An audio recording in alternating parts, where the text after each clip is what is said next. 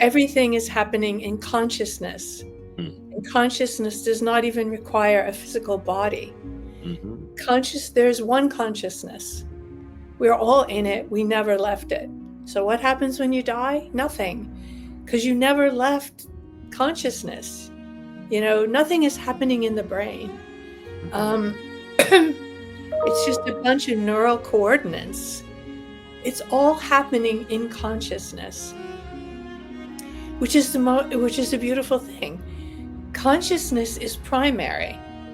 You don't need a body to be conscious. You were conscious before you were born into this physical body. You'll be conscious when you don't have a body anymore.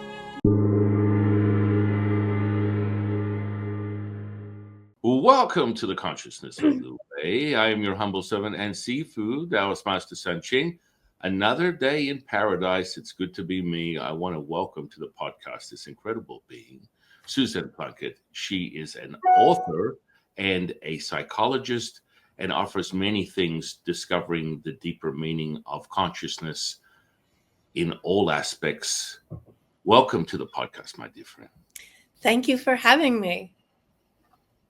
Well, it's another day. Here we are. Perfection as it is. It may be a little bit later in the day for yourself. It's a little bit earlier for me. It depends. I've been up rather long time. I would love you to share with the audience just an abbreviated version of how you got here. Because I know this happens to me all the time. I always get these, well, give me the story. And by the time I finish my story, they're like, we got to go. So if you would like to give us a little digestible taste of your experience, and then we can move on to the incredible things that you've got insight to and wisdom teaching.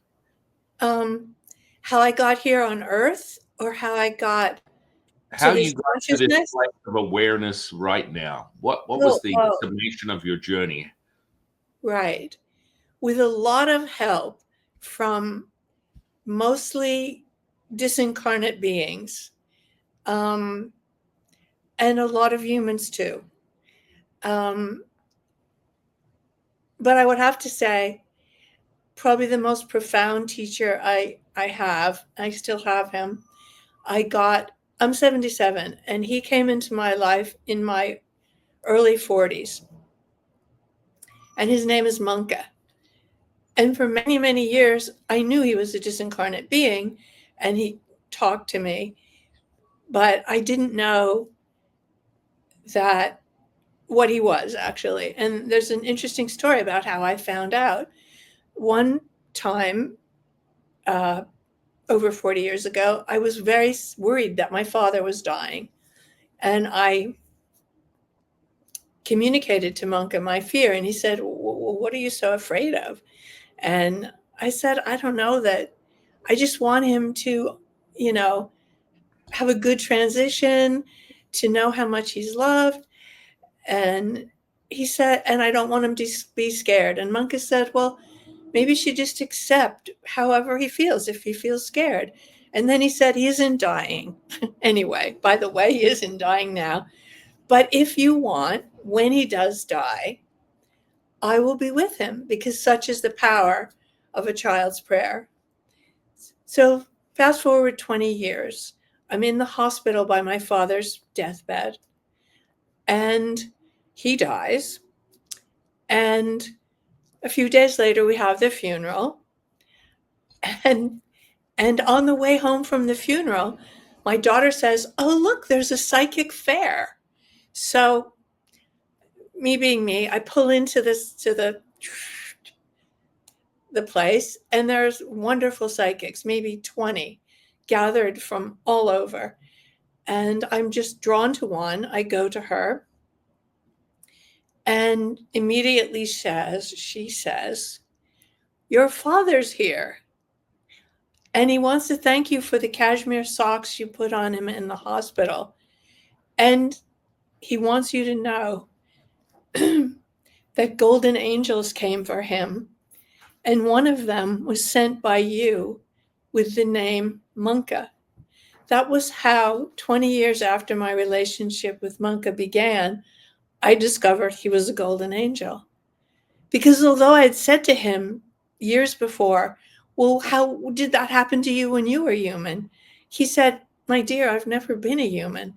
But I didn't think to ask him, well, what are you? But I found out accidentally. And I'm glad to know that. I still learn from Monka every day. He's hard. He's a harsh teacher.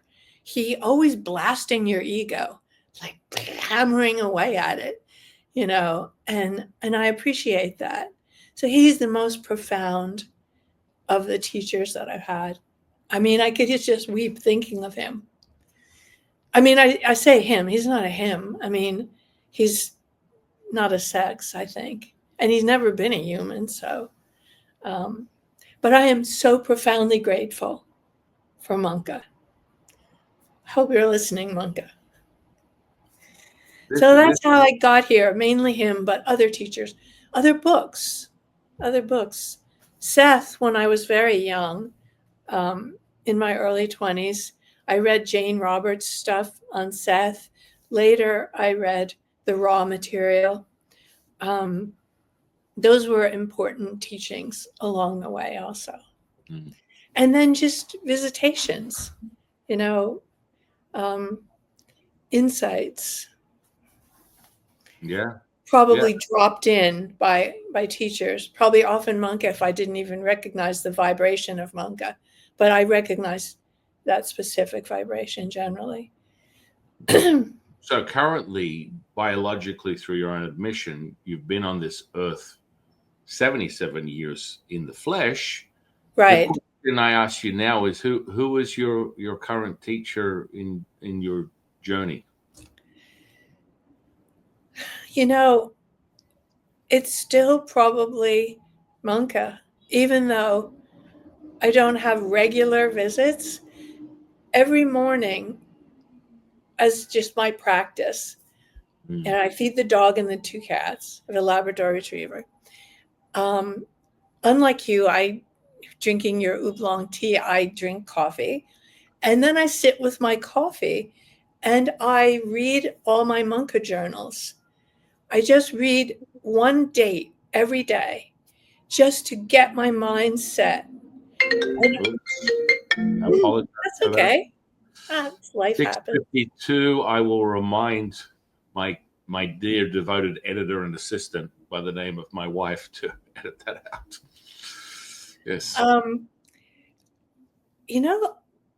I have, in this book that I wrote that recently, which I wouldn't have written because usually I write other kinds of books, but the publisher wanted 5 authors to tell their paranormal experiences. And I didn't think I had enough paranormal experiences to write a book. But he said, oh, come on, just write it. I want to start with 5 authors. It's the most fun book I've ever written because I went back to birth, before birth to now. Well, by then it was age 75, to comb through my life to write down my paranormal experiences. And I came up with 19, including, and you may have done this or other of your guests may have done this, life between life regression. Because as a little kid, as a toddler, I had an imaginary friend, which is not imaginary, because a lot of kids have imaginary friends. And I had this imaginary friend named Sophie. And, my parents would be respectful or not of sitting on her, forgetting to take her with us. But I wondered what Sophie's deal was, because she was a great teacher for a toddler, because toddlers and babies are not stupid. They just can't communicate everything they know. So I found out about this place in California, the Michael Newton Institute, where they do life between life regression. And I wanted to go back. I mean, there's no time, but as we envision time, go back in time to before I was born, to the life between life space. I went a couple times, one time to visit my sister who had just died, but one time to find out about Sophie. And I knew that I was to have had a twin, that my mother had twins, but one didn't one died at some point in utero, but I came. So I went back and I had an experience of me and Sophie building the bodies that would be our human bodies in the body of the mother, constellating the photons and energy for not only the baby, but who we would later be. And then Sophie decided not to come. So she didn't incarnate. But then she became my imaginary friend. And it was a great comfort to understand who she was. Even, when I did the life between life regression work, I was in my 60s. So even at that late date, it was wonderful to understand that and to see myself as a kind of a soul before I incarnated in this life. That whole stuff of life between life regression, if anybody's interested, the Michael Newton Institute has trained psychologists to do this. He discovered it accidentally because people who he was just doing regular past life regression with, they started going to the life between life place. And so then he started writing about it. And it's a wonderful thing, particularly if you've lost someone you love and you want to just check in with them. You can do this thing. And I recommend it if you're suffering and you don't have closure and you don't know how to get it. Maybe you visit the person on the other side. Well, over there is really right here, but how did I get off on that? But anyway. Yeah, that's the whole purpose of this conversation. That's fascinating. Within Taoism, we have ancient practices. We just refer to it as soul retrieval. And, I normally give someone 9 lives leading up to this one. And, the ebb and flow of that is an epiphany, a cannonball to the solar plexus, and a mind-boggling epiphany and opening of their realization, self-realization of who they are. As you put those components together, 9 previous lives, there is quite an interesting,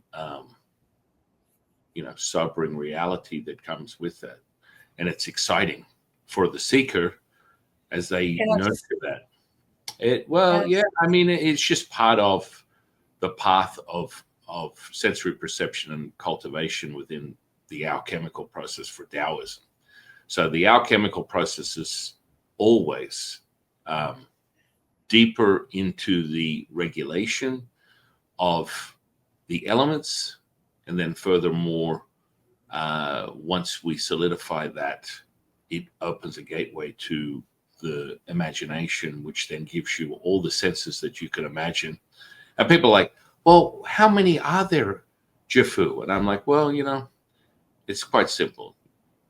You lay claim to 5 as a human being on planet Earth right now. The reality is you can you can say my name, think my name, speak my name in your mind. There's 3 more. Okay, we're off to the races. Let's keep going. Holy moly, when you say it like that, yes. And it's quite simple. There are no limitation to sensory perception except for the framework that people give in definition from their jump from belief system to knowing. And that's sort of like part of a Taoist path. Basically, inquiry, contemplation, curiosity. Curiosity nurtures hopium. Hopium blossoms into a belief system. That belief system is met with validation and must be an experiential moment that is validated to be repeatable, that gives you a knowing. And that knowing is the exciting part because you can repeat it over and over again. I find it interesting. I was going to ask you this just before you ask that question. Because you're on the precipice of a self-identified psychologist and you're deep into the paranormal, which would lead me to many of my friends that are parapsychologists, where do you lie? What's the validation for you, my dear friend, in this incredible magical mystery ride? Where do I lie? In terms of my belief system, my knowing, or my profession, or all of it? Well, all of it, because psychology can be a gift, but it can be an absolute albatross also, because it puts you in a place where you are literally believe that everything's happening in your head, which from a perspective of someone that wants to become unified and understanding this non-dualistic realization, that entering into epiphanies like past life regressions or talking to your mother or having these merging of conversations and wisdom teaching from your spiritual teachers, this is to an average psychologist delusion, some type of like mental. Well, I'm not an average psychologist. That's what I was just going to say, because that mental distortion, I always have interesting conversations when you come up with something, when you hit a wall like psychosomatic. I'm like, really? That's basically in a nutshell what's going on. Yeah, it starts in the mind that is the receptor, and you are experiencing it physically. Yes, you are not deluded. But yeah. Anyway. Yeah. Well, first of all, I'm a Jungian psychologist, and that means that everything is happening in consciousness. And consciousness does not even require a physical body. Mm-hmm. There's one consciousness. We're all in it. We never left it. So what happens when you die? Nothing, because you never left consciousness. Nothing is happening in the brain. Mm-hmm. It's just a bunch of neural coordinates. It's all happening in consciousness, which is a beautiful thing. Consciousness is primary. You don't need a body to be conscious. You were conscious before you were born into this physical body. You'll be conscious when you don't have a body anymore. I mean, for example, that's why there are ghosts, because they don't know they died. You have to tell them, if you encounter one, you don't have a physical body anymore. It's time to move to a different frequency, but you're going to still be in consciousness. You're going to still be in, Jung said a beautiful thing. He said, as real as you think physical reality is, consciousness is like vaster than the starry heavens. He called it the unconscious, but really he meant it's the whole field. It's the divine. And we are all part of that divine consciousness. So there's nothing to worry about. You don't have to worry about old age or death, because you're not going to die. Yeah, you're going to drop the physical body. And that can be sad, because we get attached to it. We think it's us. It is just our manifestation in the third dimension. But it isn't even physical. We just perceive it that way because we're designed with our perceptual apparatus to experience what we're seeing. But we're the only species that experiences life on Earth as we do. Cows, horses, dragonflies have 60,000 eyes. They don't see the same Earth. If we vanished, humans, from Earth, this version would not exist. Even physicists getting very close to that, to recognizing that it's just space, that we think it's so solid, but it isn't so solid. So yeah, where I am is a believer in one consciousness of which all beings are a part, and that doesn't require a body. So when people talk, or I talk in the book, a Jungian understanding of transcendent experiences, meaning maybe paranormal, but feeling good paranormal, transcendent. I'm talking about, like, say, astral travel, or traveling to the moon, or whatever. I'm not talking about taking my body. I'm lying in the bed or wherever I'm lying, but my consciousness goes. Your consciousness can, well, everybody, I believe, leaves their body every single night and can be in any galaxy. Well, they're not even real either, but okay, any galaxy, any planet, anywhere they want. You don't will it. You imagine it. We do this all the time. Say you're washing the dishes or watering the garden and you start to space out.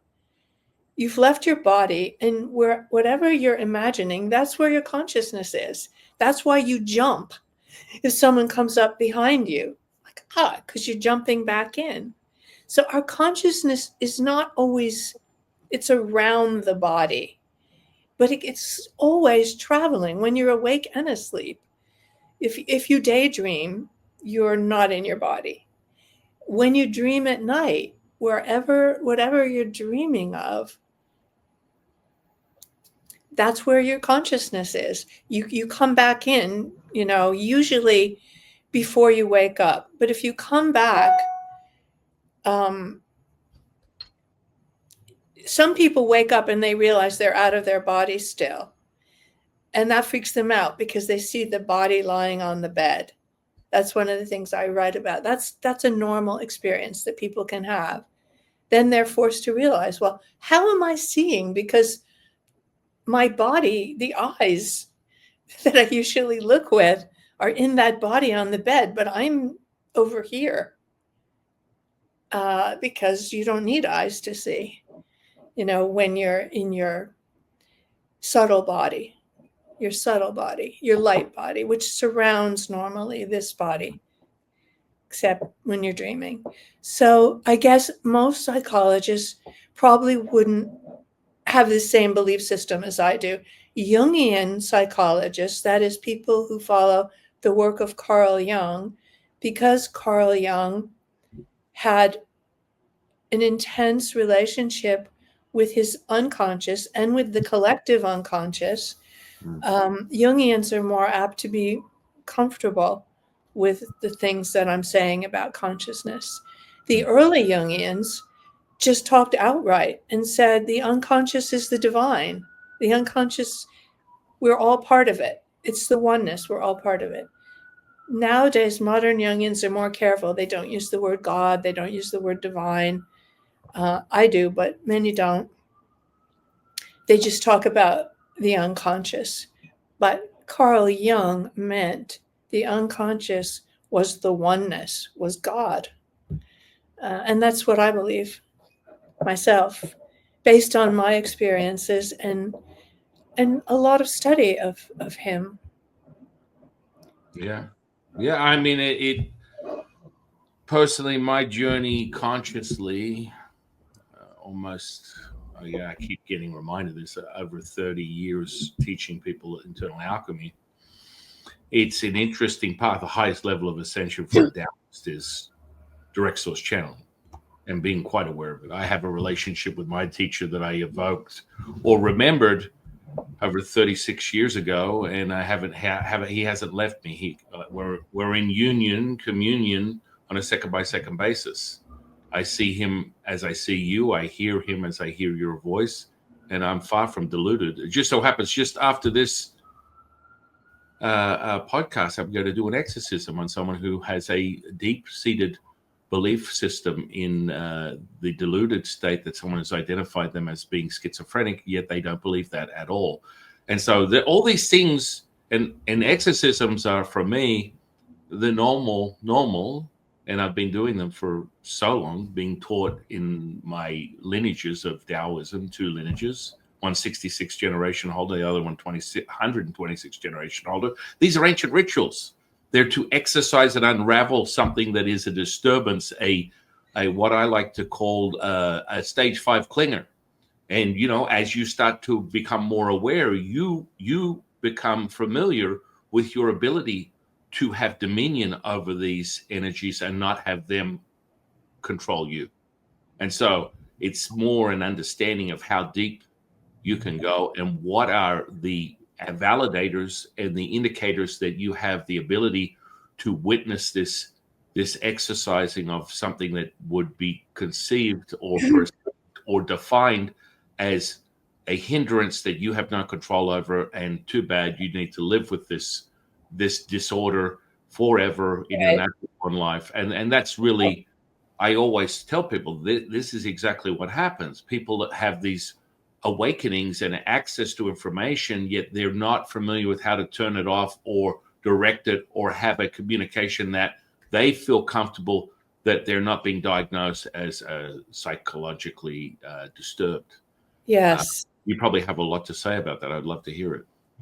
I agree with you. And I think Jung would have agreed with you, because he understood that people suffering, for example, from schizophrenia, were in touch with collective myth, in a sense, and had some understanding.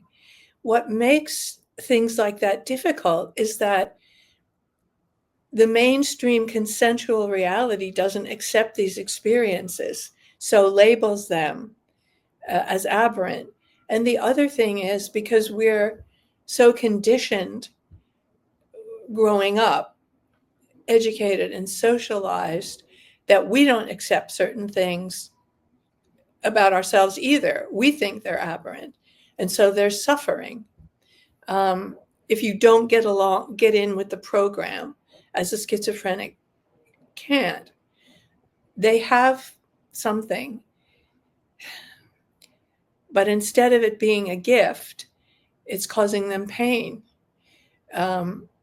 I completely believe in exorcism, and my own daughter underwent an exorcism when she was 16 because psychology and psychiatry could not help her. Mm-hmm. It was a shaman who I turned to, two shamans. Mm-hmm. And it was life-saving. It was a life-saving experience.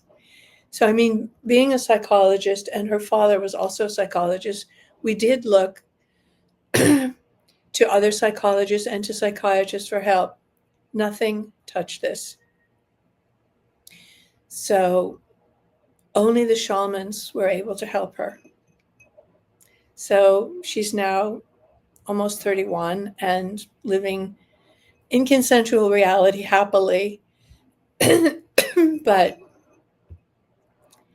there was a time when I didn't think that would be possible without the shaman's help.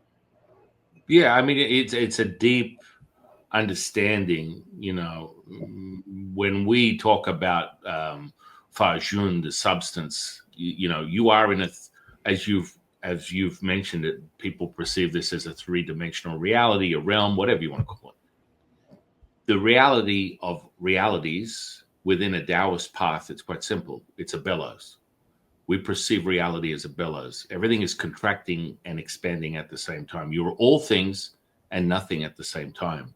And your mission, if you choose to accept it, Ethan Hunt, is to find the center point, the vesica, which we refer to within a primal, most incredibly deep, nurturing, symbiotic relationship with the human being, is respiration, is breath.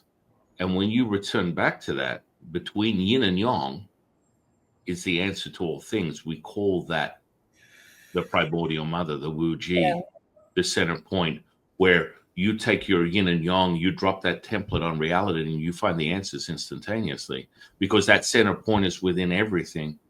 And when you find that, you now take a breath in, take a breath out.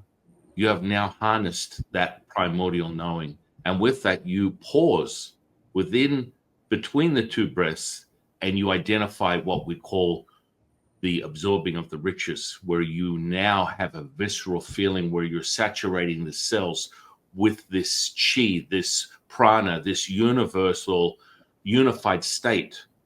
And as you start to activate the internal, you mentioned subtle body, within alchemy, in Taoist alchemy, there's nothing subtle about the energy, my friend. From alchemical process, it's very palpable. It's very solidifying. It's all-knowing. It's self-realized, and that gives you the imperium, the dominion to maestro the 50 trillion cells, have access to that 0.07 millivolts of electricity potential within the body, that you then become more realized, self-realized through a repeatable alchemical process that does not put you in a deluded state. You have a knowing beyond knowing. And with that, as you ascend from a Taoist perspective, it's a physical body, energetic body, spiritual body, sun body, earth body, moon body, oneness body, ultimate body, and being. You are a human being with all things. That charge that you got right now, that purification that we're having, that oscillating chill that you receive through your body is a validation of that. And that is the knowing. That is all that it takes. You go from, if you're thinking you're not knowing, if you're knowing, you are feeling. That feeling is the validation. And once you exercise your Tao-given right, I agree with you 1,000%. The Taoist rights is that path of self-realization, is returning to whole. That's exactly what healing is, being whole. And when you return to that, all of a sudden, magical things happen. Your finite intellect, personality is not required. Finite mind is bankrupt. There's nothing there.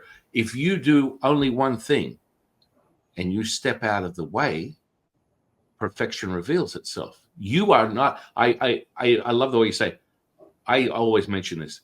Your participation is not required to return to who you are. They're like, that's a power. What does that mean, Jafu? Well, once you, and it all comes in this energy potential. So we were talking a little bit about physics. So I just do a quick express version. Like the wave, the matter, the particle, realize with your attention, intention, cutting from the cloth of perfection, the primordial mother, the unified state, you create this currency that is this material state, the 3D world. We refer to it as energy. And that energy is vibratory, it is frequential, and ultimately has a resonance. And if you meet that resonance, whatever it is, oh, yes, it will be yours. Oh, yes, it will. And from that, you become whole. And the present moment is all you have, which is nothing. You're all things and nothing. And when you present that present moment, you're no place, no person, no thing. That's where I witness physical healings, spiritual, energetic, you name it, I've seen it. And that's the place that it comes from, not from me reading The Secret and asking what my highest values are, because that won't happen. That would require my personality and a perception of reality that is not whole. And I think that's where a lot of people fall short when they read The Secret and go, never worked for me. I don't get it. Because you do not require any participation. And people cannot understand this. I mean, my mother just turned 81 the other day, and she threw away her hopium, and it's my party. I can cry if I want to. I'm 81 in the year of 9, the most magnificent, incredible journey. If I look around at my people that biologically the same age, 99% of them don't exist. They've already moved on to another incarnation, reincarnation, however you want to perceive it. And I was like, listen, you have zero health problems. And you've basically generated this anxiety. I've been teaching you this stuff for decades. You know it, but you want me to help you. Okay. And so in that moment, her face was all swollen because she'd been grinding her teeth at night. You know, a simple, anxiety-driven thing because she decided to have a little bit too much sugar in the afternoon. And that just adds to the fuel of whatever her internal makeup is. She's aware of it, but hey, look, I need a little bit more softness. I want to feel loved. I want to feel appreciated. And that's okay. I mean, to some people, there would be a level of victimhood that would be perceived. And she's like, don't be so tough with me. I'm your mother. Okay, look, let's just take it. Let's rewind it a little bit, my friend. And let's take this present moment. And within a few seconds, with my attention, intention, with the probability and change of that state, I'm not attached to it. You see, nothing moves my needle. If something comes to me with a tragic situation where it may be my child, my wife, my situation, I don't change the frequency. And that's the difference. People become committed, there's an investment, and they wonder why they don't receive the healing, or they're not able to observe something that is returning to its whole state. And so with that very moment, it was significantly swollen on one side of her face. Within a few seconds, I stroked the swelling down. It disappeared. There was no pain. And, oh my goodness, are you claiming you're the next coming of Jesus? No. When I am the now moment, which is no place, no person, no thing, that means the primordial mother is the very breath, the very action, the very knowing that takes within this physical flesh. This is nothing more than an anchor to observe this consciousness, and it's now returning everything to whole, which people feel that unity. They return to selflessness and servitude and love.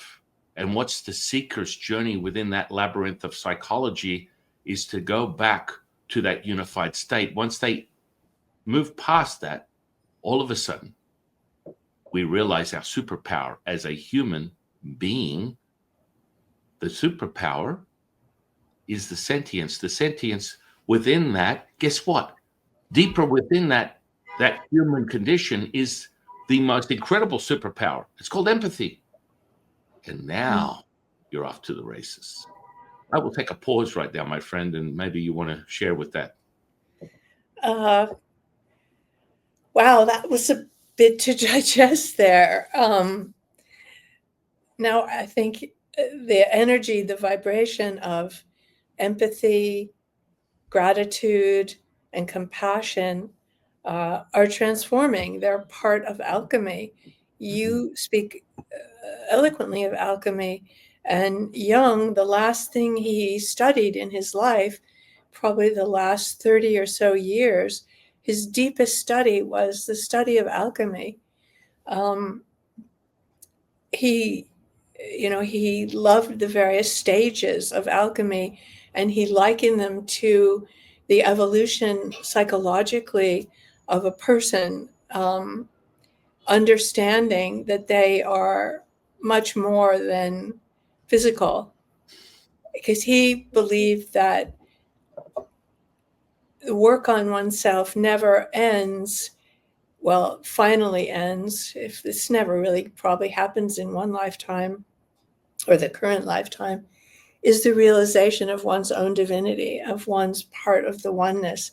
That is the end point of therapy. And some people come for a Band-Aid, they've had a bad breakup and they just want to feel better in the moment. And that's fine. That's fine. You can get some empathic response to that. Other people come, they want to look deeply. They want to answer that question, who am I really? What is the nature of my being? What is the nature of being? Who am I? And if they get to the point of understanding, well, who I am ultimately is pure consciousness, and that's who you are and who everyone is, that would be like an outcome in therapy that would be divine. But people are where they are in their journey. So one just takes them where they are. If their problem is their swollen face from grinding their teeth, that's the problem of the moment. But any problem can open on to a greater reality. As a psychologist, I kind of assess, is the person coming for a Band-Aid because they've had a bad moment? Or are they coming because they want to answer that question? What is the nature of being? And they might be getting ready to make some sense of, in Jung's word, the collective unconscious, which is all of us, or the quantum field, or just the oneness.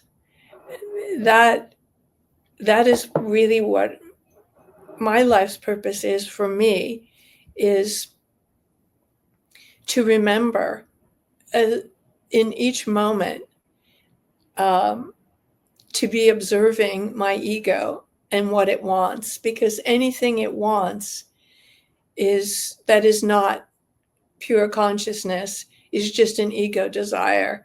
And of course, I'm a human being, so I have ego desires. I want to eat something delicious, even sugar, like your mom, or I want this, I want that.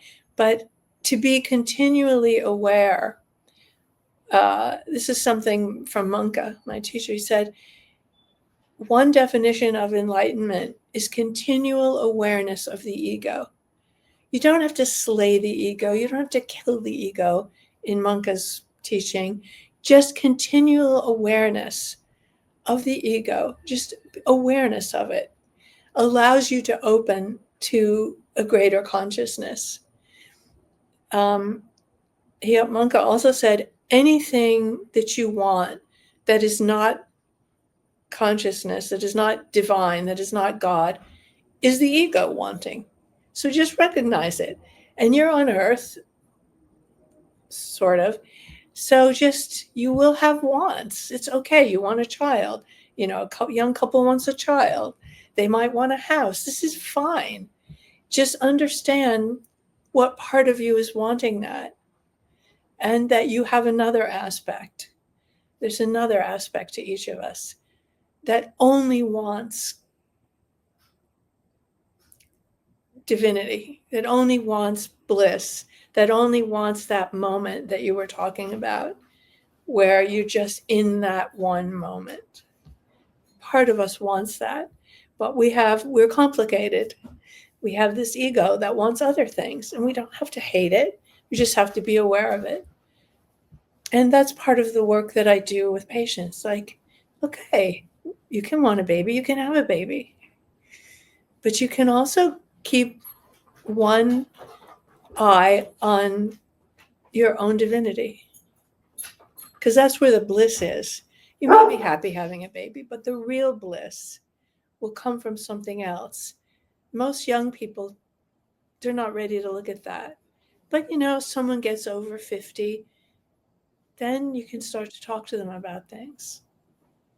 I mean, there are some you can talk to younger. Well, yeah, I mean, today, every day is a new day. Within the teaching of Lao Tzu, every 9 count is a restructuring and a rebirth of your abilities to harness this present moment, which will come in the physical, mental, emotional, spiritual form. You are reset. The highest point of ascension is 9. You can be 1 or 0. That means you can be all things or nothing at the same time. And when you realize that, your lowest moment is really your highest moment. And there goes the understanding. The name that is named is not the name. The way that is walked is not the walk. Tao is both named and nameless. And when realized, oh my goodness, all bets are off. Furthermore, I really appreciate, I remind my students, it's like you want the superhuman stuff. I don't mind teaching you pyrokinesis, telekinesis, all the good telepathy, clairsenses. They're very exciting. But I will be observing your obsession with these levels of ascension. So when you when you develop the skill, you return to whole and you just move on. I don't get obsessed with the bauble. It's you move on to the next level of expansion, because that's part of returning to who you are. When you become obsessed with one aspect of like just physical healing or things of that nature, which is the lowest level of awareness for a Taoist, is to witness a physical healing. It's, it becomes problematic because, there's this need for approval, the accolades. I'm the next coming of Jesus. I'm Moses. I'm part of the sea. That's okay, but identify that. I have an ego. I have a personality.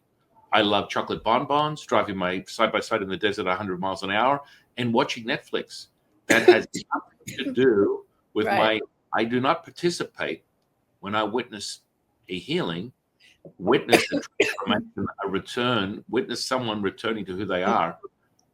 I'm none of those things. And to erase your personality is problematic and, quite frankly, a mistake, because that's part of experiencing what it is that you're experiencing right now. And you have to straddle those two worlds. You just straddle those two worlds. In some sense of the word. I just teach for one of the basement basement transformative things on a Taoist path is to understand your emotions don't control you, you control your emotions. So people are, that's a very testosterone authoritarian type of like perception. Actually not, because everything is transitory and everything is permanent. Hang on, whoa, what are you talking about? So you are me, I am you. All your stuff is my stuff, all my stuff is your stuff. It's all one. Once you identify with that, it's nothing more than a blip. A thought, feeling, and emotion is nothing more than a transformative moment that once you erase the emotion and the energy potential, the feeling, that becomes wisdom that you can reflect on within your personality and expand on this incredible path of self-realization. But once you discover it and you've been refined and defined and given a belief system that this is my trigger, this is my trauma, well, my goodness, we can spend the next couple of lifetimes wondering and contemplating and pondering over the fact that mommy didn't give me 5 cookies when I was 5. And then furthermore, when I didn't get a glass of milk when I was 7. Once you understand that conscious and unconscious is these two palettes that you dip your brush into. And once you merge the two together, you are now. And so this is where, okay, if I've measured my brain waves for years. I hit between 40, 100 hertz at any given time, witnessing physical healings. I know I've gone up to 400. Now, that's when I channel my teacher. That's a high gamma brainwave. If you had to define it, it would be gamma, lambda. Who knows what comes after that? Let's just pull out a textbook and give a definition of what that frequency means. Furthermore, if you go to someone like a Hawkins, I don't know, there's a Hawkins style of consciousness people talk about. I have no idea how that's relevant, because he talks about 1,000 hertz as being the key point of consciousness 100%. At 40 hertz, it's 100% for me. I see physical flesh transform back to its original state, bones fuse, tumors disappear. I've seen it. The reason I got bit by the spiritual dragon was the first thing I saw was gangrenous flesh go back to pink in color in 40 minutes. That's delusional, but it was very real, and I'm used to it. That's how it rolls, and it's all resonance. And so I went backwards. I did the backwards thing where within 5 days, I'd never meditated before, was able to stop sound for 15 minutes straight. First time I meditated, went, I'm hooked. I went from being a bodybuilder and a power lifter to a self-proclaimed atheist, and then going straight into, holy crap, I now need to find that path. Witnessing stopping sound, then channeling my teacher, Lao Tzu, then having my teacher have a mental breakdown of 60 years of teaching people channeling. And he goes, who the hell are you? Like all of a sudden, all the spiritual shit went out the window. And he's like, what is going on here? I have devoted my time to it. Some Neanderthal comes in and poof, you're self-realized, and you're hearing and channeling this energy, Lao Tzu. All the people in the room are getting their little sticks out with their marshmallows, cooking from the emission of heat and cold at the same time. And I feel like I'm being possessed.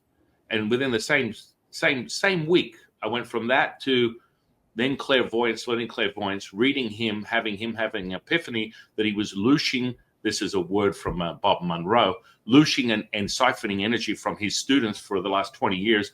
I said it to his face, and he freaked out. How did you get what? I taught you the technique, but you're not supposed to get it straight away. He looked at me like, how did you? You need to get up. Both of us go in the other room, and you cannot share this with anyone. And I'm like, listen, I'm just like excited that whatever I said to you was accurate, and you're responding to it. The fact that you're some cult leader indoctrinating people and siphoning their energies is problematic, but I'm more excited that this information is real, because I had no idea that it existed 3 days ago. Then going into a distant healing the following day, and then finally it just went into a dark night of the soul for 5 days, every thought, feeling, and emotion. By the third day, I really wanted to kill myself. In those days, there were rotary phones. You call someone up and try and get help.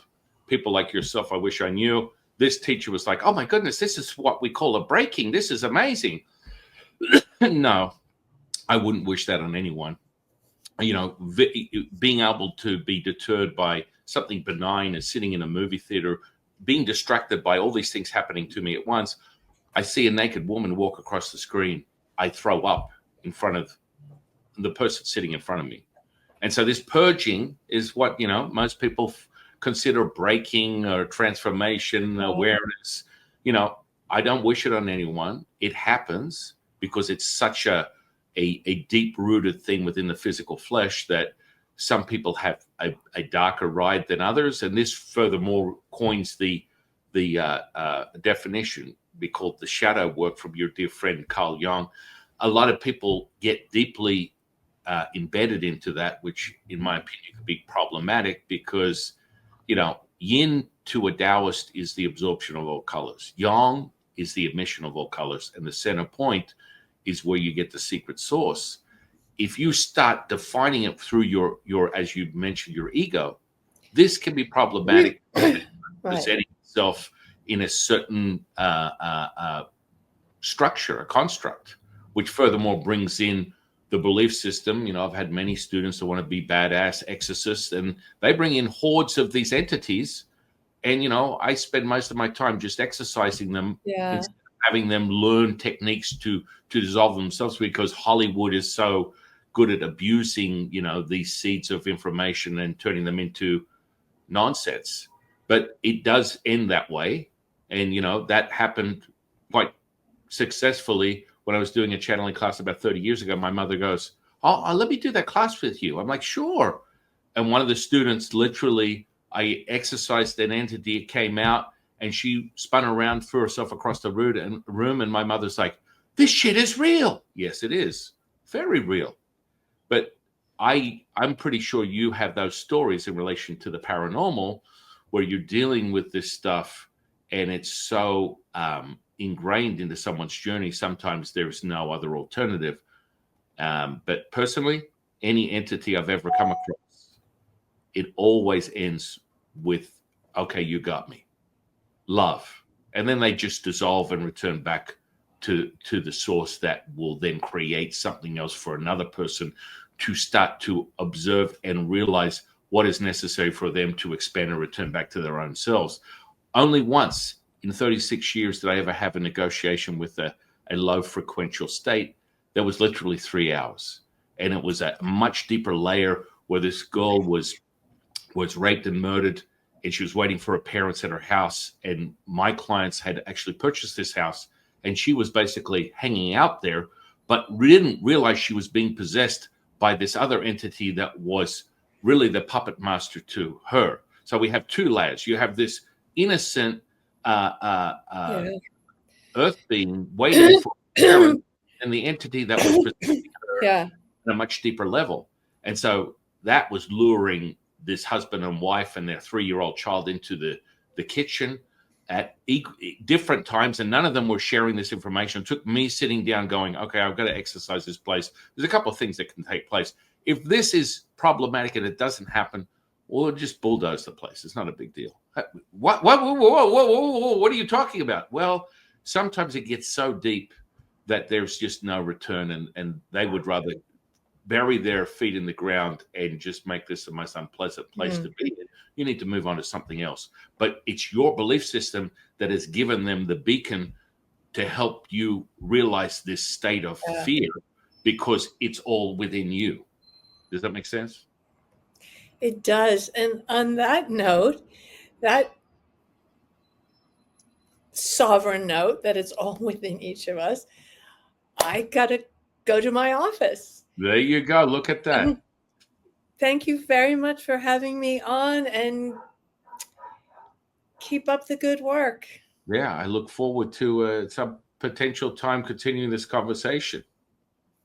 I'll see you. Bye. Okay. I want to thank you. I want to thank you. I want to thank the universe for bringing you into my life. I want to thank the audience for sharing their time with us. One last question. What is your definition of spiritual consciousness? I think I said it earlier, like continual awareness of the ego as you simultaneously hold the knowing that you are part of the oneness. Perfect. Never the same answer. social sphere, interweb, unto this podcast. I want all my students, disciples, 126s, and subscribers to come out and find Susan's work and look into it. You don't offer anything. You offer sessions still? Yeah. They can contact me through susanplunket.com. Perfect. I look forward to having them discover and inquire Thank you so into much. different meaning. It's been a pleasure, my dear friend.